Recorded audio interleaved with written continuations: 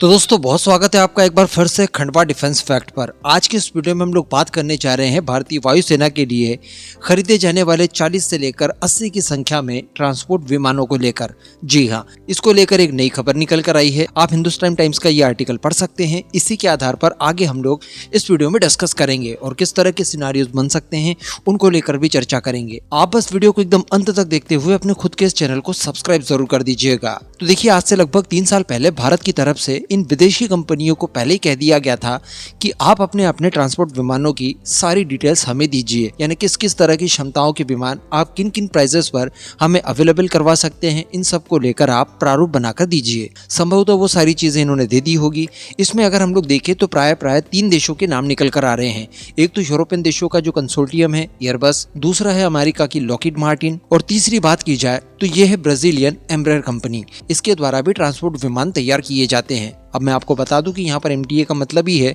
कि जो medium size के ट्रांसपोर्ट विमान हैं उनको लेकर हम लोग खरीद करने जा रहे हैं। तो अब यही बताया जा रहा है कि मिनिस्ट्री ऑफ डिफेंस वर्ष 2026 की शुरुआत में इस खरीद को लेकर जितनी भी प्रक्रियाएं हैं वो शुरू करने जा रही है। यानी हम लोग इनके लिए टेंडर्स जारी कर देंगे। उसके बाद पार्टिसिपेट करने वाली कंपनियां भारत के अपने पार्टनर के साथ मिलकर अपनी बिडिंग प्रक्रिया शुरू कर देंगे। कहने का मतलब ये जो विमान खरीदे जाएंगे इनकी मैन्युफैक्चरिंग भारत के अंदर ही कराई जाएगी। संभवतः यहाँ पर कोई टेक्नोलॉजी ट्रांसफर का भी प्रावधान हो सकता है। अब यहाँ पर अगर स्पेसिफिक विमानों की बात की जाए तो देखिए, अमेरिकन लॉकहीड मार्टिन की तरफ से C-130J Hercules, Brazil company Embraer की तरफ से KC-390, ये हमें काफी मजबूती के साथ पुश किए जा रहे हैं।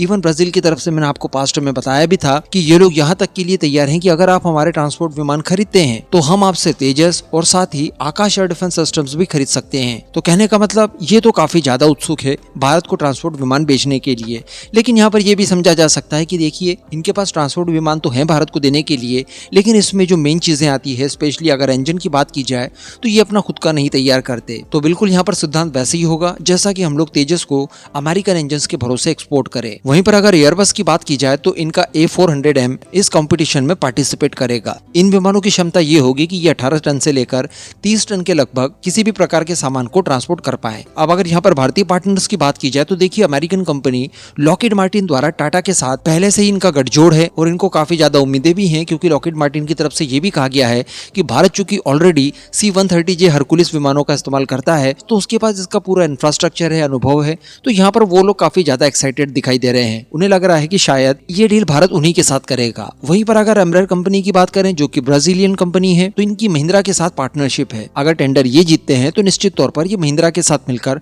भारत के अंदर इन विमानों की मैन्युफैक्चरिंग करेंगे। एयरबस की बात की जाए तो देखिए, इनका भी कोई फिलहाल भारतीय पार्टनर नहीं दिखाई दे रहा है, लेकिन कोई बड़ी बात नहीं है। टेंडर के जारी होने तक ये अपना कोई ना कोई पार्टनर यहाँ पर तैयार कर ही लेंगे। लेकिन यहाँ पर आपने नोटिस किया कि यहाँ पर रशिया की बात नहीं की जा रही है। कहने का मतलब इस बार हम लोग विमानों की खरीद रशिया से संभवतः नहीं करेंगे। हालांकि भारत की यहाँ पर कई और सारी भी डिमांड्स रहेंगी, जैसे कि लोकल मैन्युफैक्चरिंग और कुछ हद तक टेक्नोलॉजी ट्रांसफर का तो प्रावधान बताया ही है। साथ ही इनको कई सारे सब सिस्टम्स, कई सारे कलपुर्जे वगैरह, इन सब की उत्पादन क्षमता भारत के अंदर स्थापित करनी होगी जो भारत के अंदर तैयार नहीं होती। साथ ही इनके लिए MRO फैसिलिटीज भी ये हमें प्रोवाइड कराने के लिए तैयार होंगे। उसी कंडीशन पर हम लोग इन्हें कॉन्ट्रैक्ट देंगे। इवन यहाँ पर बताया तो ये जा रहा है कि जिस भी विमान को हम लोग सेलेक्ट करेंगे उसके लिए क्षेत्रीय या फिर ग्लोबल रूप से MRO फैसिलिटी को यहाँ पर स्थापित कराया जाएगा। जैसा आपको याद होगा कि रफाल के केस में हम चाहते हैं कि भारत के अंदर इसका MRO फैसिलिटी तैयार हो, जिसमें न केवल भारत के विमानों को ओवरहॉल किया जाए बल्कि आसपास के रीजन में जितने भी देशों ने रफाल विमान खरीदे हैं उन सभी देशों को अगर किसी प्रकार की कोई भी ओवरहॉलिंग या अन्य मेंटेनेंस की आवश्यकता है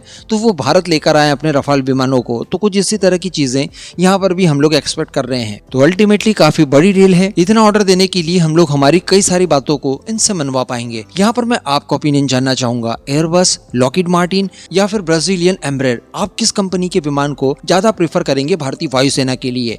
नीचे कमेंट करके जरूर बताइएगा।